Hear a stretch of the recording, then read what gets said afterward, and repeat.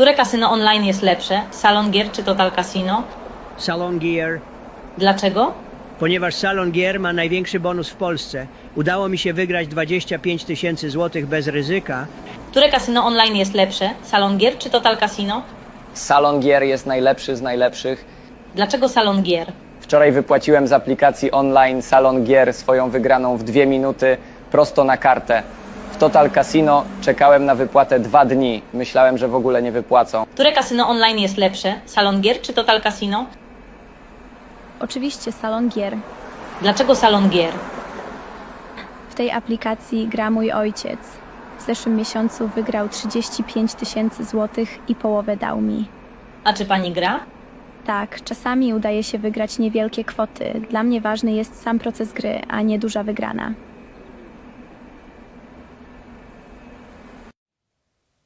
Hi everyone, it's Kino here. Welcome to this Ashtanga Yoga Build-Up class.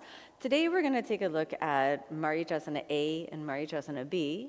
These are foundational poses in the Ashtanga Yoga primary series seated sequence, and understanding what actually goes into these asanas will really help equip you to do the work of the practice.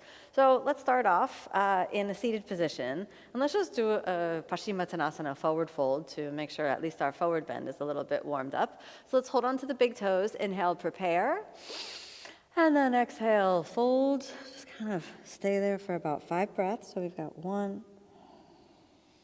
2. Don't worry if it feels a little tight. It's all right. We haven't done the full practice before. 3, 4, 5. Inhale, let's straighten the arms. Exhale there. All right, let's take a look at Maricasana A. So you're going to bend your right knee. And one of the key principles we work in with Maricasana A, it's the first of a long series of Maricasana asanas, is that there's a little bit of space between the foot and the thigh. If your foot is touching, then when we try to go forward, it's going to force external rotation in the hip joint. So it would be better if you want to take it a little wider, but ideally you want the foot to just kind of graze the outer edge of your hip. So that means that the distance between your foot and your thigh might be different than mine. The second aspect in Maricasana A to really be conscious of is that we want to let the hip of the bent knee come off the ground. So we should feel a little bit of space underneath the hip joint. If we lean too much back, then when you try to bind the hands, it's going to be too much pressure inside the shoulder joint and could destabilize the collarbone a little bit. So instead of worrying about binding the hands directly from the beginning, we want to set up the torso and the hips first. So pivot forward, which creates a whole kind of ricochet effect on the body. Once that hip is lifted off the ground, there's more of a bend in the ankle, and the torso is encouraged to do more forward bending. So you can use your left arm as a little bit of support, and then drop the right shoulder down. This allows you to make the space between the torso and the thigh, meaning that the torso moves away from the right thigh as the chest moves down towards the left knee. This gives you the space to actually begin to move the shoulders. If the shoulder is stuck on the knee, we're going to have a hard time actually moving inside the shoulder joint. So by dropping the shoulder down, we can then facilitate internal rotation, so that will actually come from inside the shoulder socket, and then we'll bend the elbow, reaching the hands around. This will allow you to find the bind while still working on the foundational elements of Maricasana A, the forward bend, the hip flexion, and then of course that internal rotation of the shoulder. Now, if despite your best efforts, right, let's try the other side. Let's say you go through all of that, you reach down, the torso moves a little bit around, but the shoulder doesn't reach, and you try and feel stuck. Then I recommend you take a strap and undo the strap. It doesn't have to be an official yoga strap, basically a towel or any kind of object that allows you to hold on to it while work. And then we work through the same principles. The navel draws in, the legs are strong, and then the torso slides a little forward and down, and you get that internal rotation. The only hard thing about using the strap or the object is we need to kind of throw it on the back, and then we'll reach around and make that same contact. Now, you don't want to try to force the shoulders if we're using the strap. Just get a good bind and work the internal rotation of the shoulders as we kind of maintain the essential foundational aspects of forward fold and moving into the left hip and the torso sliding down. And we can come up and release. Now, cross the feet. Let's find our way back to plank. We can find plank. Exhale, chaturanga. Inhale, upward facing. Exhale, downward facing. We'll look forward, cross the feet. Exhale, come on down to seated. Marichasana B. Now, Marichasana B is an interesting asana because we're actually going to start working with the left leg first. The left leg is going to go into half lotus position. So we'll close the knee joint, drop it out to the side, and glide it up into half lotus position. If that doesn't happen, then I'll show you some other alternatives when we go to the other side. So let's work with the classical half lotus variation for now. It's important that when we work with the half lotus that it's not an open lotus. So if we're going to do an open lotus, then I'd recommend you sit this out and wait for the alternative. That I'll show you in just a moment. We want to have a closed knee. This will both protect the knee and also make sure that the ankle gets support from the upper thigh. We bend the knee on the right side. Most common mistake that people make in Marichasana A is trying to do the bind from here and trying to maybe end up binding around this foot. And instead, we want to recall that Marichasana A and Marichasana B are related. So this means that the same way we enter A, same way we enter B. Shift forward. When we shift forward, again, that familiar ankle bend from Marichasana A gets repeated, and then the left knee gets closer to the ground. The right hip comes off the ground, so we have that space again.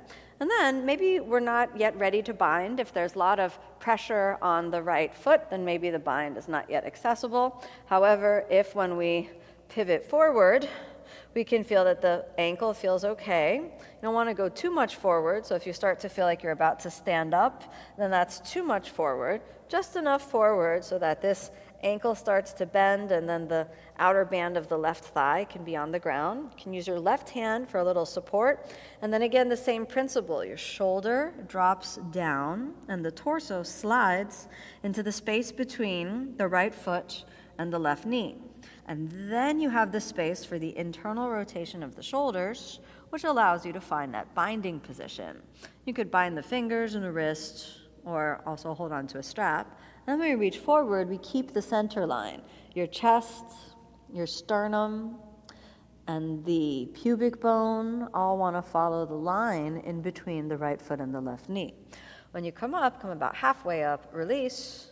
Then to come out, sit back, straighten the leg, remove the lotus, and back to seated. All right, so what are you going to do if, well, here you are, and you try to do the lotus, but it remains open? This is not the position where we want to try to do Marichasana A from. If you want to work your lotus, you could take 5 breaths, just kind of working on that external rotation, and then I'd recommend that you adapt the pose by putting the foot underneath.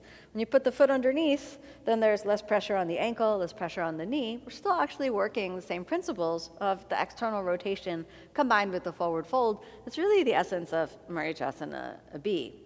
So now we want to come forward, and we want to get that same forward direction, which will allow a pivot in that left ankle and also a pivot inside the pelvis. We don't want to go too much forward, so if you start to feel like you're about to come up or stand up or lose grounding in your left foot, that's too much forward. We'll follow the same principles, drawing the navel in, then sliding the torso down. If you're not ready to bind, this is also a good alternative to just kind of stay folded forward. Otherwise, our strap is in a good position, so we have our strap, and we'll hold on to that, try to get the shoulder as far down as possible. Lightly loop that around, finding the strap, and both shoulders roll a little forward. And then exhale, we're coming down. If you can't close your knee joint, the right foot can be in front of the left. If we're doing the adapted no lotus variation, follow the same principle of your sternum and your navel and your pubic bone in the line between the left foot now and the right knee. And when it's time to come out, we sit back, remove, and I recommend you follow kind of the same principles. Straighten this leg a little, and then straighten both legs to come on out. Now let's cross the feet, find our way back. We've got chaturanga, lower down. Inhale, upward facing. Exhale, downward facing. Come on forward, and back to seated. So I hope that these principles of Marichasana A and B will better inform how you apply yourself in the practice. We always want to find a variation of any asana that works for our body, with the understanding that that may change day by day, year by year, and that's okay. So as you're equipped with the knowledge of how to adapt the asana, gather the information from your body and then make a wise decision about which variation is appropriate for you to practice each day.